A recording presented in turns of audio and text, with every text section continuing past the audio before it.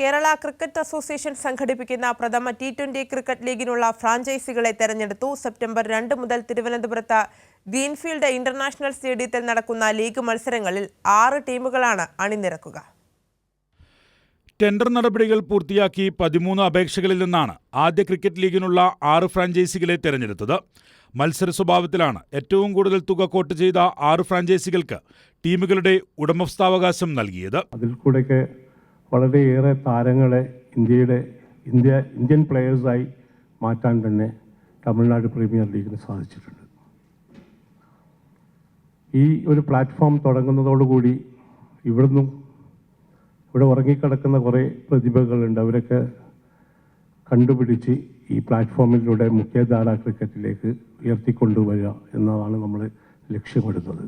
S Priyadarshan Jose Pattara consortium, Sohan Roy Aries group, Sajad Sait finesse consortium, TS Kaladharan console shipping service India private limited, Subhash George Manuel enigmatic smile rewards private limited, Sanju Muhammad EKK infrastructure limited ഫ്രാഞ്ചൈസികളാണ് ടീമുകളുടെ ഉടമസ്ഥാവകാശം സ്വന്തമാക്കിയത്. ടീമുകളുടെ പേര് പിന്നീട് തീരുമാനിക്കും.